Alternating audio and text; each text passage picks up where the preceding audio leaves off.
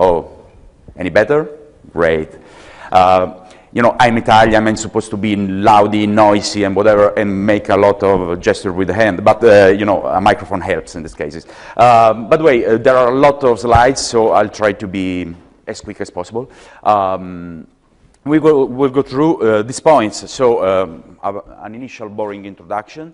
So, we try to understand together. We will try to tell you our point of view about what conceptual design is. Where is architecture? Interesting point, a strange question actually. The CDP framework, conceptual design process, and what happened in White Architects. And some ideas, some brainstorming about the future steps. Okay, I have a remote, wow. Let's start. Some rules, you will be ours for the next 60 minutes.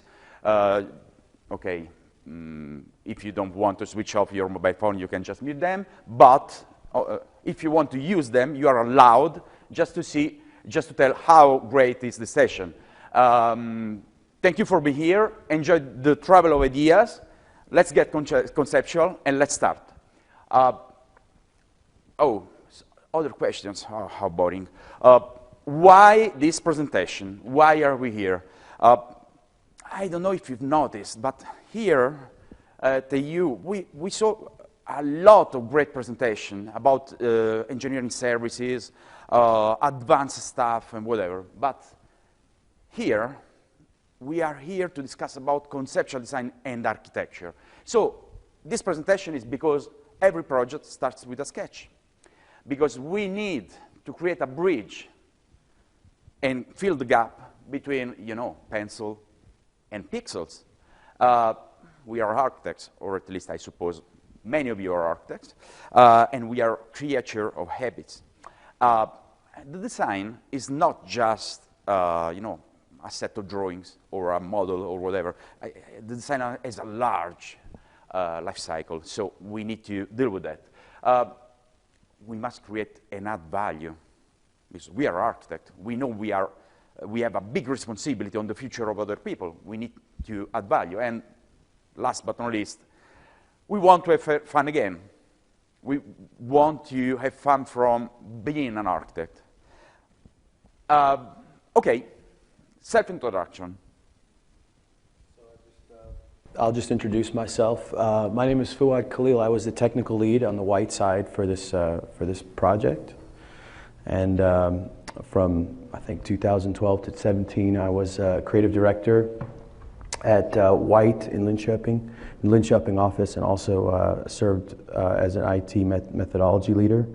And I'm no longer with White. I'm currently at another firm, but I'm presenting from White. I just actually switched jobs a few weeks ago. So my presentation will focus more on the technical implementation of the conceptual design solution.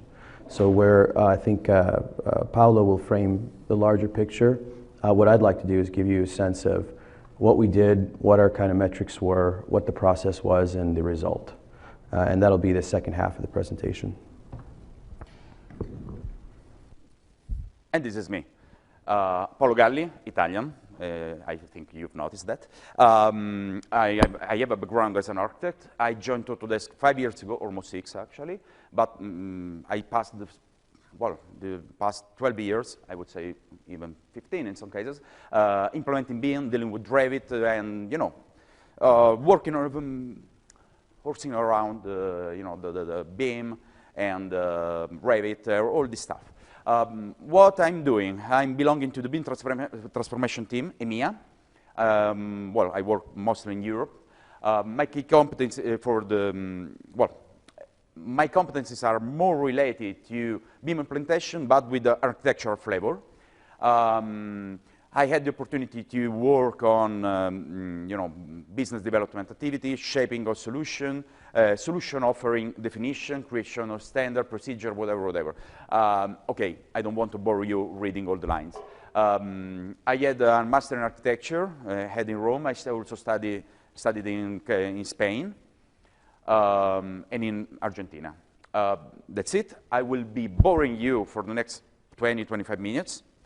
So that's it. What is the conceptual design process? Oh, interesting question, because, you know, what is, you know, conceptual design? Just some questions. I don't know the answers, but just some questions I want to share with you. Modeling for finding, optimizing, creating, evaluating scenarios, decision making, sketching. Yeah, you know, conceptual design. What is conceptual design? I mean, is it massing, Revit massing, Formit? Oh, I don't know if I can say it. SketchUp? Being that I'm an expert, or at least I'm supposed to be, people usually ask me, Paolo, what do you think is the best tool to do conceptual design? What is the best conceptual design tool? Whoa, wow, good question, you know, SketchUp. Well, but no, I mean, it's hard to tell, because I still haven't understood what conceptual design is. And so I can tell you what's my best tool, in my opinion, for doing conceptual design. You know, I'm an Autodesk man, so you can imagine what my answer is. I can also show you, this. Great tool, beautiful, absolutely beautiful. I'm still an architect, so when I have a new design to approach, instead of opening the computer or taking the paper, you know, the white paper, the big issue of the worst enemy of the architects, the white paper, I take my ukulele. I love ukulele, only for strings, the right number of strings, I think, and the world would be a better place if everyone would play the ukulele, but by the way, I start playing, and I imagine to be on the shore of Maui, listening to the waves on the sand. And so this way, I leave my brain free to think. Free to think, free not to think to the conceptual the design, to the tool, to the project. I want my brain to be free.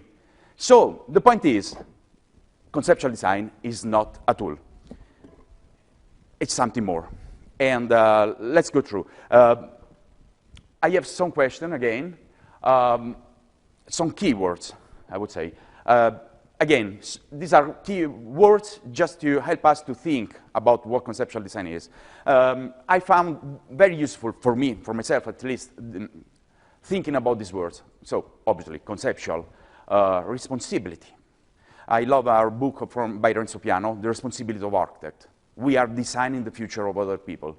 Ideas, intent, the design intent, you know, scenarios, defining vision, giving a vision, out of the box, thinking, not taking everything for granted, iteration, reuse, structured versus flexible, interesting.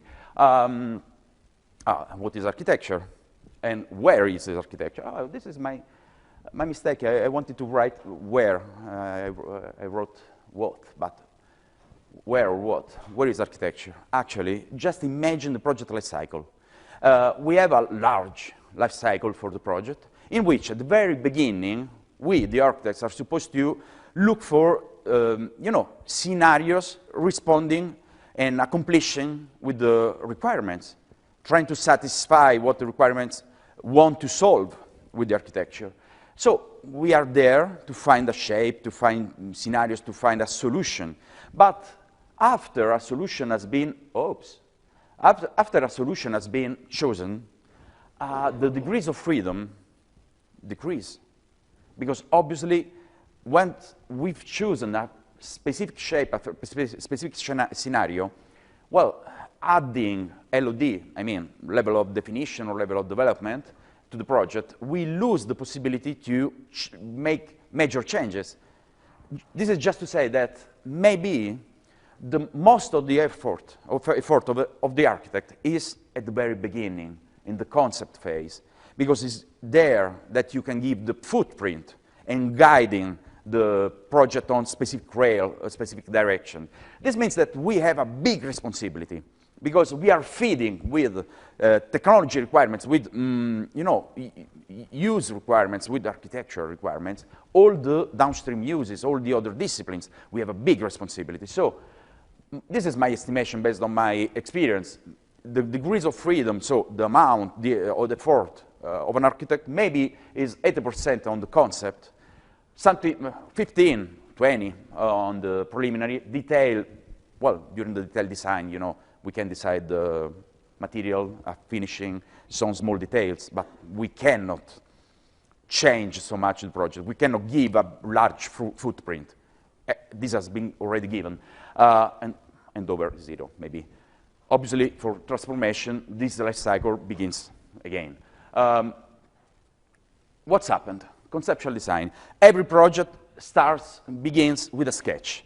Well, actually, I noticed that there are a lot of sketches on the internet done by famous architects, and this means that maybe sketcher is still an important part of our job, at least at the very beginning. This is Michelangelo, this is Palladio, Rogers, Renzo Piano, oops, Gary. The worst enemy of the designer, of the architect, the white paper. When you have your white paper in front of you, or you have an ukulele, and this will help you. Otherwise, it will be very, very hard. And this obviously requires coffee, just to be clear. And it's a very important part. But the point is, we are in 2017. We should understand what is a sketch, what a sketch means during the BIM era. And I think this is a quite important question. Is this a sketch? Is this a sketch? A digital sketch? No, I don't know. Is this a sketch? Starting with clay models, forgetting using photogrammetry, digital models. Is this a sketch? I'm not giving you the answer. I don't know the answer. I'm still investigating it. But I want to share with you my experience and, you know, this process, the growth process, because, again, I do believe that we have a strong responsibility as an architect. The big misunderstanding, about 1 year ago, I think, Fuad, we had the opportunity to start working with white architects in Sweden. And we were supposed to investigate our technology to see how, in which degree, we were able to help white architects to approach the conceptual design. And we started thinking about a typical set of activities based on a timeline, describing what a conceptual design process is. And this was, what happened is that we understood that this was a big misunderstanding, because thanks to the interaction and discussion had with white architects, we understood that the conceptual design is not a linear process. A process is defined as the set, the sequence of rational activities with the aim of transforming some input in output. And this is something different, because we have a linear sequence of tasks in a standard production process, while for conceptual design, we have a non-linear iterative framework. Typically, a process wants inputs to be transformed to output, but while here we have transformation of requirements to scenarios. Okay, scenario can be an output, it's just semantic. Just try to understand the deep meaning of that. Clear roles and responsibilities on one hand, and fluid and flexible set of roles and responsibilities for conceptual design. It's not always so clear when you have to find the idea, the design intent, identify what you are going on. It's very difficult giving specific and stuck roles, no? Fixed roles. This is an important point. The design development is based on existing design. Here, the design doesn't exist yet. We need to find the design intent, and the design intent, the idea, is the main output. Little changes allowed, large changes expected. High LOD, low, very low LOD. It's still BIM, but I mean, we need to understand that the level of definition of an element is very low. This means that many changes are expected, and we need to, you know, act in consequence. Okay, just an image. CDP substrate, conceptual design process substrate. Other keywords or sentences just to help you, but help me actually to better understand this point. What we learned is that we need to change lenses often. It's like, you know, a camera. So we need to move from general to particular to general to particular. I mean, trying to see the project from different angles, often, continuously. Keywords, communicate, speak, have arguments, fight. It's not a peaceful process, the conceptual design process. And often big friendship goes out during this process. But okay, we have a nonlinear process, again. Use no standard approaches. For this reason, it was very hard trying to understand how to use a process for describing something which is not a process. Mixed digital and analogic methods. The bucket and the funnel, what is that? Okay. Bucket, funnel. We identified a couple of components, conceptual components. We have a funnel, which is a filter in which drive ideas in a specific direction, and we have below a bucket, which it's a blind container. Actually, my first impression with conceptual design is having, you know, bucket in which I put ideas, I mix them together, I keep out and see what's happening. Oh, I like, I don't like, oh, maybe I need to mix them or something more. So some keywords here again. The bucket, the funnel is always often related to, you know, the analysis, to all the tasks with the aim of understanding, on evaluating, on reviewing. The bucket is something related to massing, sketching, brainstorming, mistakes, and whatever. Try to think out of the box. This is another keyword we learned, another sentence we learned. And do not take anything for granted. It's not just a production process. You know, I suppose you know this pie chart. Okay, great. What we did, what we learned is that having a linear process is a big misunderstanding. We have more than a linear process. Oh, it's okay. More than a linear process.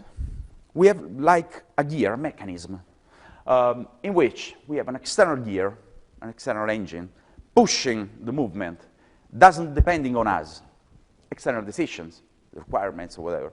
And we have a set of internal decisions represented by another big mechanism, which is a gear composed of 3 wheels. And this is the approach we developed together. These 3 wheels are representing, you know, in the center, the output, and the 3 rings, the 3 wheels inside the gear, represent a set of components, of solution components. The first one, touching the outside gear, is the analysis. Then we have a co-creation. I love co-creation, this word. This is something White uses. This means collaborative creation. And it's great. It's a great word, I think, for representing what we are doing with conceptual design. And then something related to the analysis. Again, the idea here is that each wheel is composed as an orange of segments. Each segment belongs to the specific wheel, and connecting these segments in a specific way can help us to shape a path for solving a specific conceptual design. These are the segments we went through with White. Let me go to the next slide, because I think this helps you to better understand what we did. Imagine that in this mechanism, we have an internal mechanism composed of other small gears.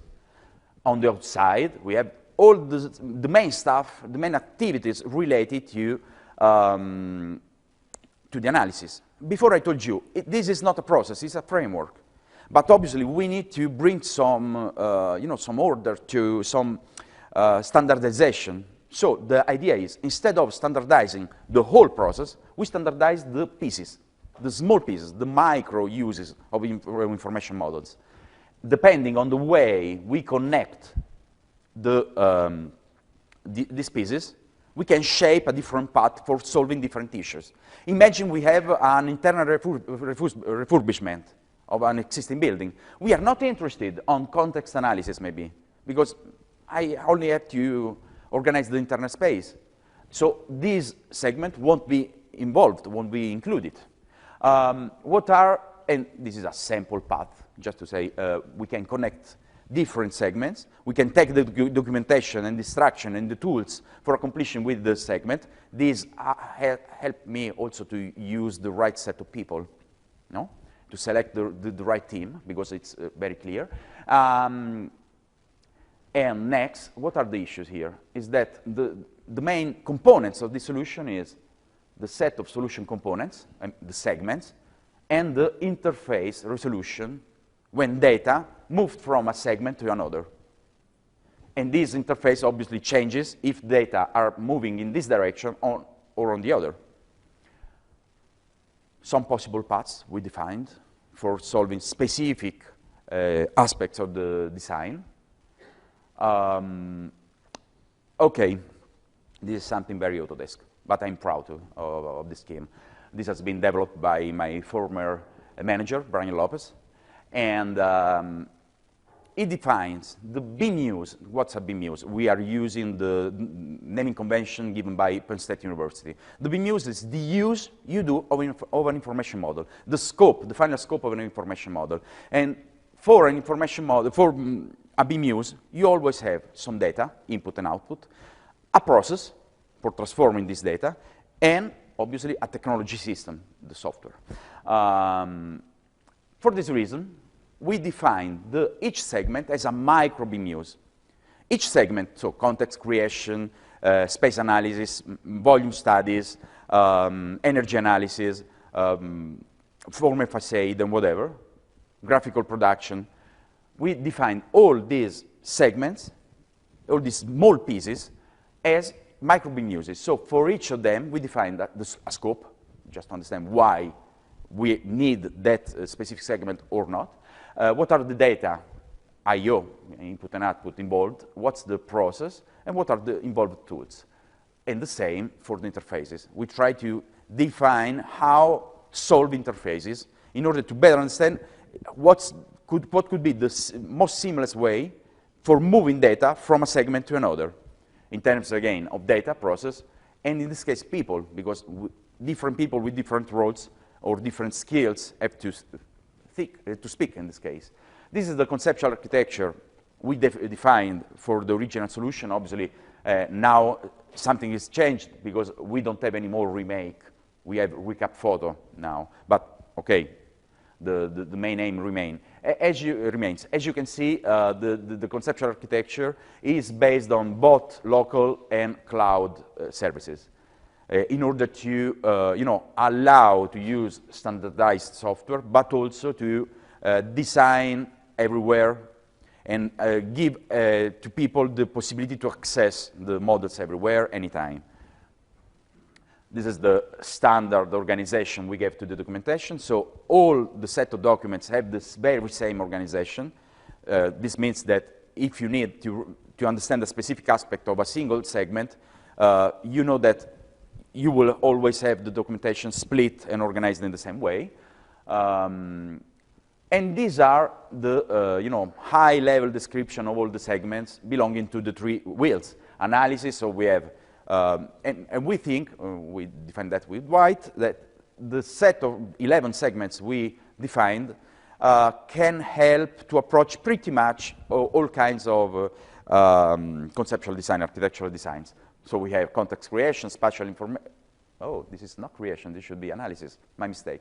Error analysis, performance analysis. I mean, all helps you to understand the initial situation, but also to evaluate an existing model. Because remember the path. The path can go to the co-creation and can come back to be evaluated. The same for co-creation. We have the hands-back process. The hands-back is an interesting segment we created, and the meaning is, give me the possibility to use again my hands. So give me the possibility to fill the bridge between pixels, pencil and pixels. So help me to understand how to use the pencil, the clay, or whatever for feeding digital models. And for this, we involved the sketchbook, Revit, Recap, and all the stuff allowing us and helping us to, to give a more human interface to the process. Space planning, the segment involved on the definition on how to create a floor plan distribution, but Fuad later will give us more details. Okay, I don't think it's interesting commenting all the segments because there are 11 segments and I know I'm boring you. Visualization, there's an interesting segment here, process visualization. It's the segment helping me to create a process for capturing a design shape and the set of properties of a specific design in its, during its life cycle, just to demonstrate what was the path followed for achieving that result, and to help also the people team to learn for the next time on how a specific design has been developed in order to reuse that experience or correct some issues.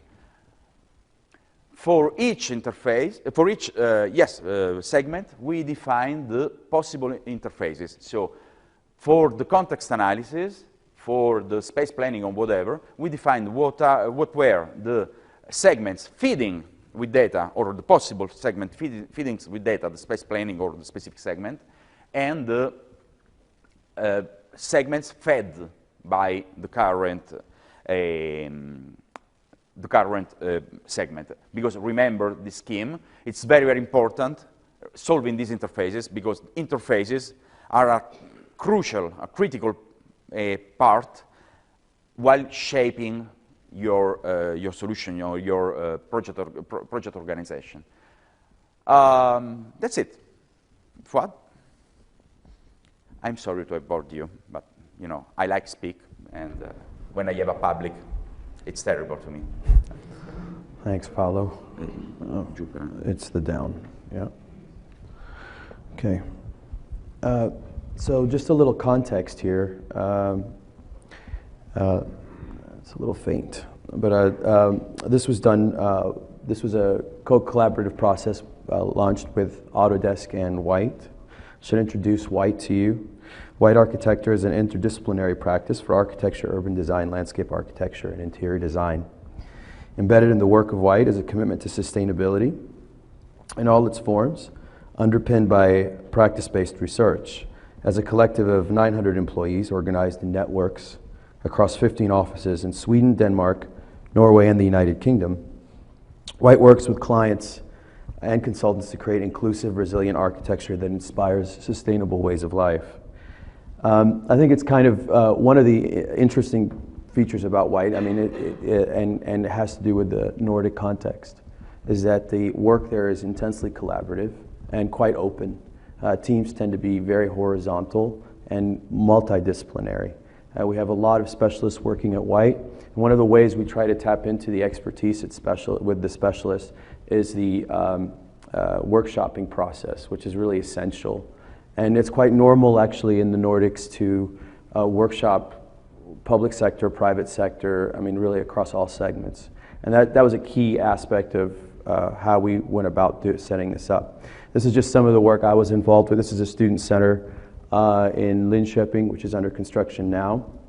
This was not the candidate project we chose. We actually chose, after we had worked on the workshops, we chose this project, which was a competition for a kind of a college and mixed-use development in Linköping. This is a public space in front that resulted out of the competition effort. We used the competition to launch the technical solution for the conceptual design. So it's really important that we prototyped the conceptual design tool set while we were actually doing an actual project, so that we could, drill down the segments, get them to work, and also test case them in an actual project environment. We didn't want to just stop this with a with a, off-the-shelf solution that nobody was really going to be able to use. Obviously, this presented some challenges, but I think at the end we were quite pleased with the result. So just a little bit on the project. This is a couple of the boards that came out of this. This is a project for Kungsberg School, which is a school in Linköping. It's actually more of a college and vocational school. It's a mixed-use development as well, so it's 2 blocks, 80,000 square feet of education, and totaling about 250,000 square feet, or the equivalent in meters. I'm American now, so I've lost the metric. It's got office, retail, involved a large urban planning component and a significant architectural component. And this project, basically the production time on this was about, I'd say, less than 2 months using the tool set.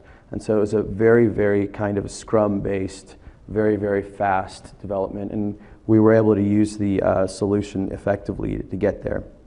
So features of the solution that we wanted to implement, we really needed to tightly track program area requirements through all phases of this conceptual design.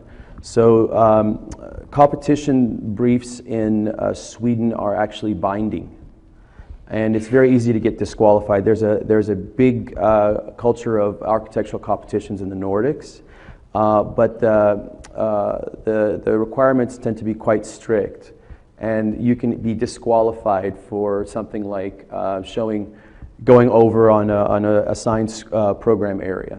Right? So it's very, very important for us that we track program areas throughout, and we maintain like a very tight envelope around the program areas.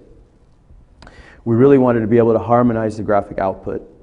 So, for example, we needed the solution to track exactly in plan section, exploded axon, tables. We needed, the colors are a little faint, but something like color control, where we're tracking the exact value of the color for our program areas and across all this kind of output, was something that was really important.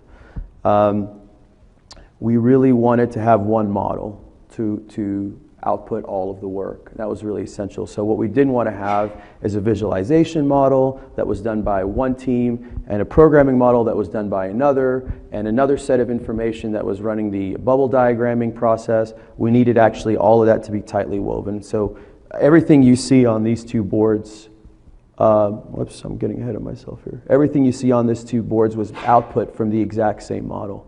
And that was really a key feature. It allowed us to be, it basically meant that we were slow in the beginning and very fast at the end.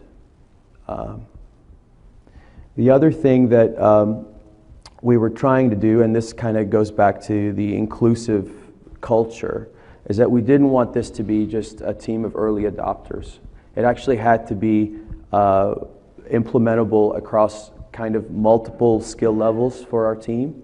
So everything from a senior project manager who didn't have a lot of Revit experience or wasn't really into working with models, but tended to work with things like program areas or Excel spreadsheets, to your production people who may be somewhat savvy, to your early adopter who's also working on the team.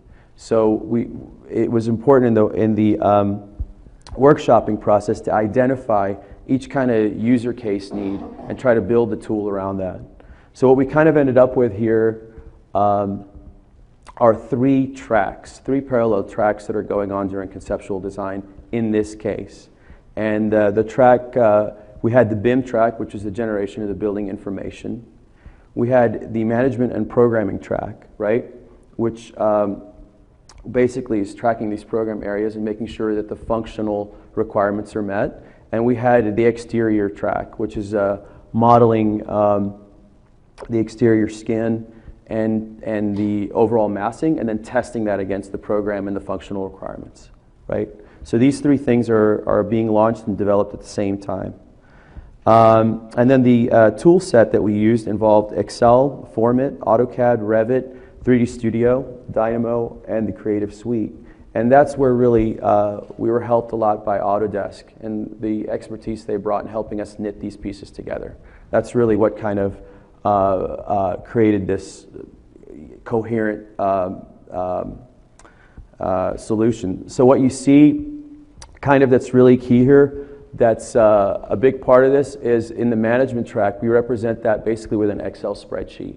So if you can imagine you've got a program, it's coming in from a client or it's being generated internally, that's just a simple spreadsheet that's being used to run the data for the project. And we actually, since that's often the case, we had that Excel resource drive the data back and forth from something like the bubble diagram back to the Excel for validation, to the initial massing study. Again, that gets pushed out back to the Excel file for check, and then that's used to develop more and more detailed outputs, both for the design and then for the ultimate, for visualization output, or basically the graphics, right? So we're using this as the storehouse of the data and making sure that's the control. This keeps everything consistent. Meanwhile, these things are developing along, and they're basically being used to check against with the Excel file. So just to kind of get into that, our first segment, really what we wanted to explore was early massing and basically bubble diagramming the functional spaces. So we have the massing in the exterior is developing on a separate track. So we have the overall form and the urban design for the project.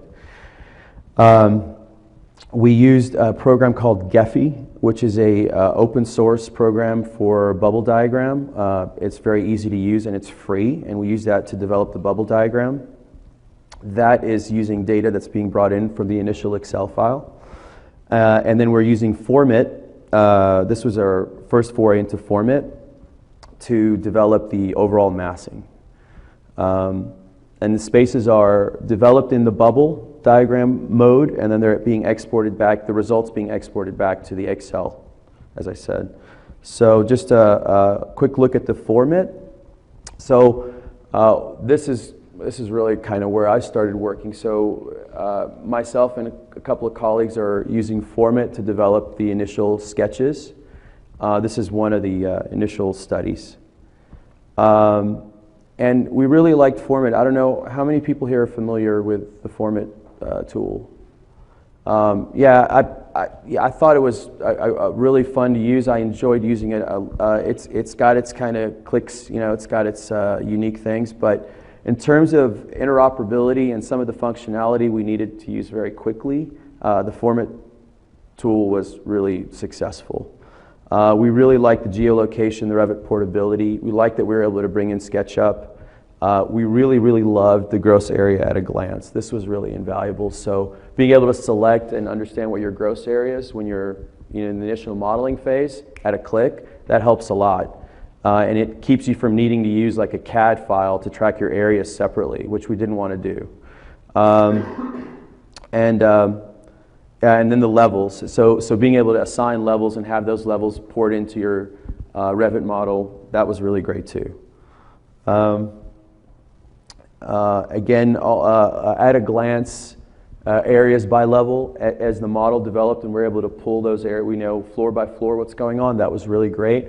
I really, if any Formit developers are here, the ability to do assign a department or a use and be able to kind of drill down on your square footages and get so much to this assigned area, so that would be even better. So assigning a parameter to some of these volumes and then being able to subdivide your gross totals would be even awesomer.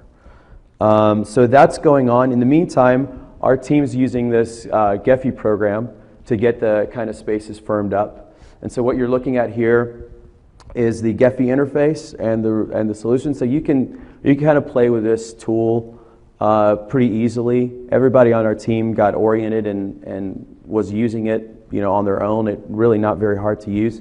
And we have documentation on how to bring in Excel and develop bubble diagrams in Gephi for anybody interested.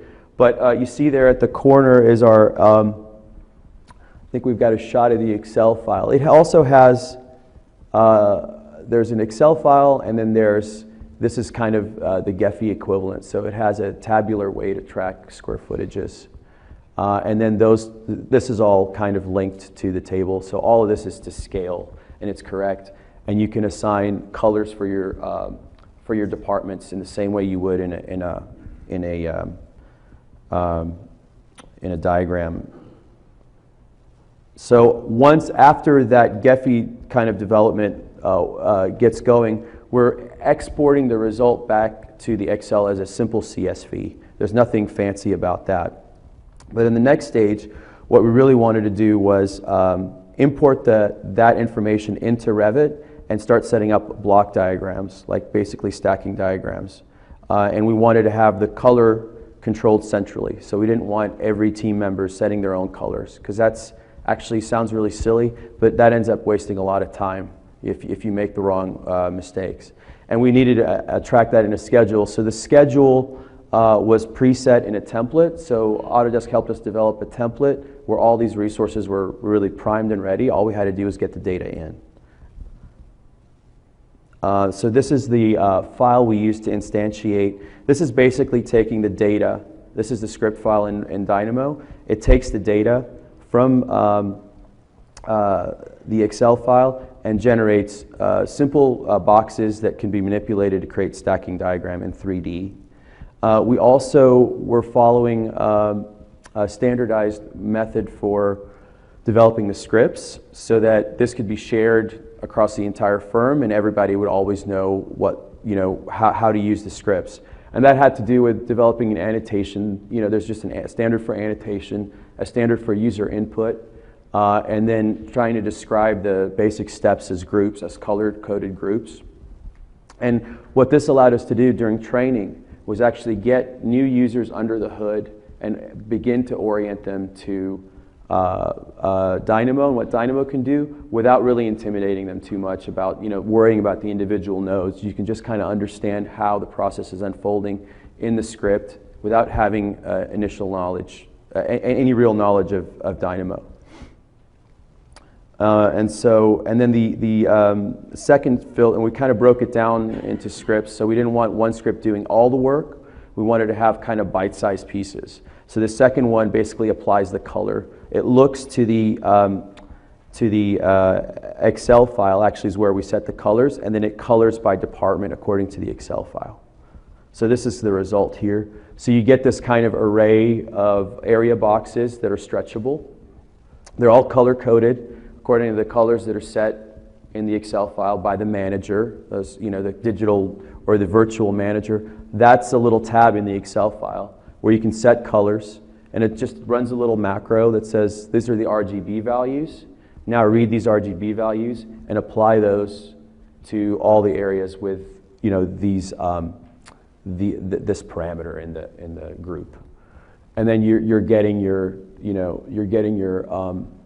data's populating into the parameters of the boxes. So you can do things like get totals, track what the target area is versus the actual area once you begin stretching. That was really important. So that's kind of the first step. And then we have this schedule preloaded, and it's got a conditional format. So if your areas start to deviate, say, greater than 5% of what the target is, it starts flagging it red. And that's preloaded, so nobody has to mess with setting that up. It's already in there. As soon as they create, they can get the read on where they are. Once they're finished with the stacking diagram, we take that data and export it back to the Excel. So we have a running track record at every stage of how is the area, how are we doing at this stage, how are we doing on the next. And that's just a script that creates a new tab in the Excel file with the updated information. So that Excel file is always current and it has a historical kind of memory. So in this segment, we needed to start taking the stacking diagram and actually create assets or outputs for presentation. So this script was kind of an amazing, for me it's like an amazing script because it actually automates, we actually used furniture families to create those boxes. And the reason why is we wanted to be able to just use a family that we could just kind of hide or not, or eliminate or put on a work set and close. That wasn't like a generic model. but we need to go to rooms and walls and actual building objects in the next stage. So this initial script will take the block diagram and it will develop. Well, let's see here. I'm getting ahead of myself, but basically we're creating floors, walls, and rooms from the stacks, from the initial furniture families. The only problem we had was we couldn't actually add the interior wall. It only creates the exterior envelope of the building, but it will place the rooms centered on each program block. So once you start populating your interior rooms, your rooms kind of snap into position. They're all there. So just to kind of give you an idea before and after. So on the top you have the program stack, and you see that's kind of a plan output showing the furniture families.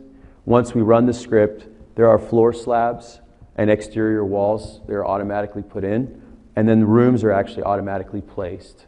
And so but they're all overlapping. So once you just add the interior, and you can do that by tracing over that with an interior wall, all of the rooms kind of start snapping into place. And again, color codes tracked. We know we have tags developed so we can see what the area of each room is. A lot of really simple things, but when you aggregate them and you're using them like at speed, it helps out a lot. And then once again, after we do this, we still needed it because we're adding corridors now, or we're still making adjustments. Once we get to the end of that phase, we want the data exported back to the Excel for tracking. And we're doing the same thing. We have, instead of a furniture schedule, we now have a room schedule with the same conditional formatting so we can see where we're over or under. And then this script here will take it back to the Excel file and create another tab that shows you where you are at this point.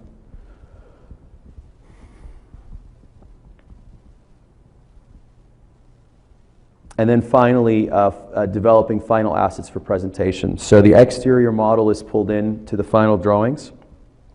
Final views are created for rendering, mock-up, and production. And there's another script which takes the resulting areas and creates a final kind of block diagram as a generic model. In this case, we really wanted our axonometric, exploded axonometric diagram to really literally track exactly the areas. So it uses the rooms to create the blocks and not the initial furniture families, because those are now obsolete. So this is kind of some of the output. You can see that the floors are color-coded, and they're again set by the Excel file. So we use just the same file to drive the color coding here. We create these block diagrams through the script, and it's also color-coded, and we can do exploded axons or whatever. We're also driving the exterior renderings. This was actually using the FBX export or FBX link, which we found actually to be really effective. So my rendering colleague, he's looking, I'm setting the view up for him. I've also got the materials assigned, and he's just using the FBX to apply maps and develop the rendering straight from my model. We're not doing a third model or a rendering model at all. And then, getting this tabulated is pretty straightforward. You've got the information in Excel. You can format that now from your Excel data, and it's all correct. It's literally what you've tracked in your Revit model because you've just exported to Excel, right? So just maintaining that tight data integrity throughout the process, all the way to the final boards. And that's basically the solution. So just a couple of notes. Again, the collaboration process at White's really essential, and we welcome collaborators. If you're interested in these resources, we have the educational resources and the scripts available, and we're happy to share with anybody. I can't give them to you today, but you can contact my colleague Matthias Eriksson, and we're more than happy to share the scripts and the supporting documentation with anybody. So just get in touch. We'd love to work with you. It's kind of how we work at White. And that's all from my end. Yeah. Oh, sure. Yeah. Absolutely. Yep. And I think we'll provide the PowerPoint, right, Paolo? I think so. Yeah, you'll be able to download the PowerPoint if you need it from. Put the PowerPoint on the web page. Yeah. AU. I believe we can do that. So, and also it's being recorded, so you can come back and play it again if you need to.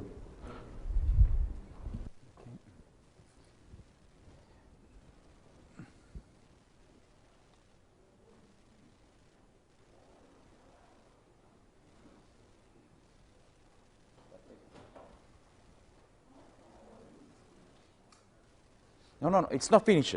It's not finished. We'll still have a few more, and then we'll take questions also. Yeah, no, it's not finished. I had only a small issue with the PowerPoint. I'm sorry. Just 10 minutes.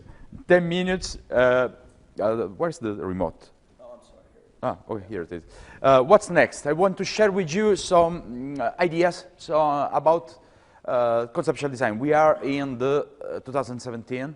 We are working with very complex and powerful elements, software, whatever, but actually we are still working with the GI-GEO approach, garbage in, garbage out.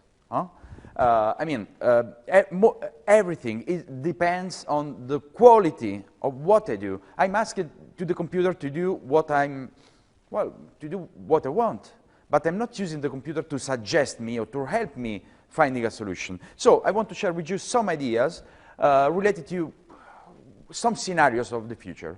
I'm not saying this would be. I'm not saying I think this is the right way.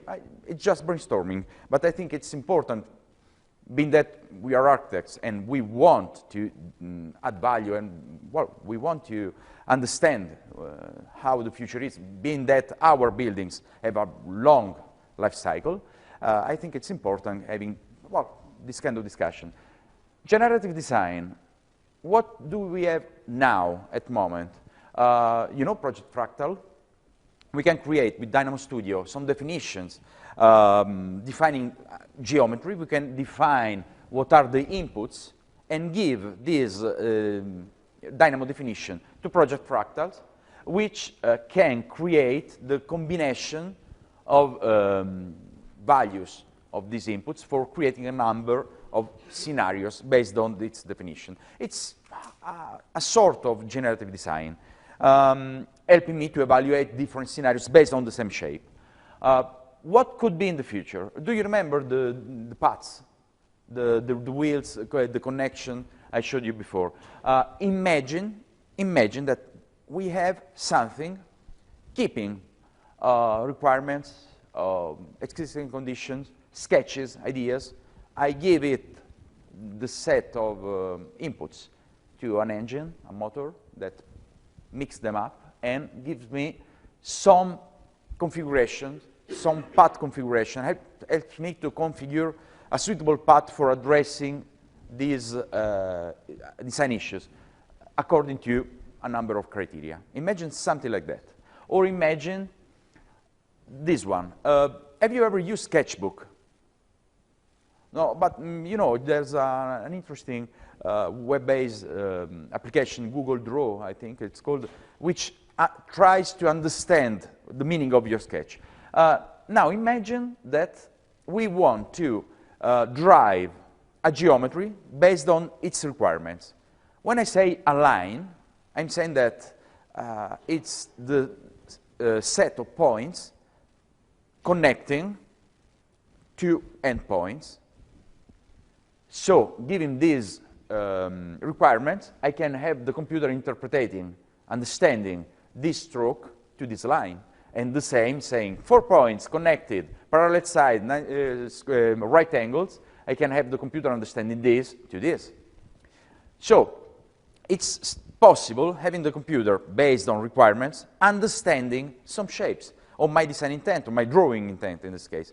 Just imagine in the future something helping me to sketch and to recognize a room. I do a sketch. I'm not saying the computer is designing on my side. I'm saying I do a sketch. I want the computer to use its calculation power to perform some hypothesis on and understanding what is my intent. Imagine a building. Is it possible? Is this the route? I don't know. I'm not saying this is now. I'm just brainstorming. Imagine we have some requirements. The height of the levels, the maximum volume of my building, because this is an urban, urban planning data, no? And I do some sketches. The system recognizes the sketches, the flavor of the sketches, and puts the height of my sketch with the height given by the requirements, and starts creating a number of possible scenarios for planes distribution, for shapes, for energy and general behavior. Is this possible now? No, it's not. But actually, this is generative design.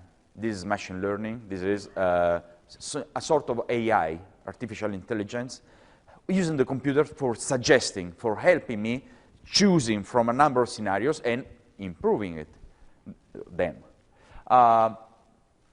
You remember different lenses. I was, inspired by the picture I put at the very beginning. And I thought this is the reason for I disconnected my computer, because I needed to move this slide up. Imagine we have a special zoom. The zoom of every software we have allow us to move this way. I mean, to make bigger or smaller on the screen a geometry. Imagine we have a zoom on the same solution, I'm not saying software, platform, idea, whatever, allowing me to move on the LOD. So on the level of definition of development, from a low level, that means a broader number of solutions, and a big set of degrees of freedom, to a high level of LOD, that means maybe the component. Imagine something like that. Look at this, at this tree. And imagine by moving this wheel, the vertical axis, we can start dealing with the solution, the floor plan sketch, the area design, area planning. We can move from the massing based on this. What's the idea? The idea, look at this tree. This is not a project tree, it's a life cycle tree. I'm not saying this will be the future. I'm saying this is just an idea. But let's imagine a solution helping us to involve on the same platform all the people, the stakeholders, and all the steps on a project life cycle. So I can have a tree with different low LOD stuff for plans. From each of them, I can create different scenarios of massing. From each of those, I can create some LOD 300, 200 elements, buildings. But inside each building, I can also define a number of components. Then imagine that at a specific point, some requirements change. And we need to take this floor plan and say, instead of having a linear bar, we have a L-shaped. I give the system to be elaborated by the generative design element. And I want this update to go downstream, updating the rest. Is this possible? No, it's not. But 10 years ago, remember, when someone introduced this in Inventor, SolidWorks, the mechanical software, there were a lot of people skeptic about that. But the tree of dependencies is a reality. Obviously, I'm imagining a system giving me some warning, saying, look, when you change it so much, the floor plan, the building cannot be updated. But I'm just brainstorming. But imagine that this can involve also the last step, the components, allowing me to have information telling me that, look, this mullion, in this case, with the updated solution, is shorter. This means that it's still working, but the size is too big for responding to the same loads. Being that shorter, we can put a smaller mullion. So imagine that this process can involve the time, so a broader life cycle, different people, can have a connection with the phases, LOD, and with the, starting with the conceptual design, involving even a mechanical engineer. And you know, a mechanical engineer with construction is something strange. You know what a mechanical engineer is, no? It's this strange mythological animal composed of a body of a lion and the head of a lion, but not of a sea lion. And this is a big issue. That's it. I wanted just to share with you these ideas to finish this. Thank you very much for your attendance. We're really happy to have had you here. Please feel free to contact us for any kind of question. If you took any picture or whatever, please send us. And before you go, I want to take a selfie with you all, because you know, thank you. Autodesk, make anything and forget. Las Vegas edition.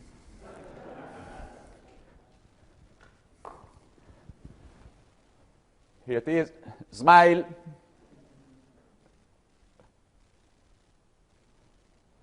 Thank you.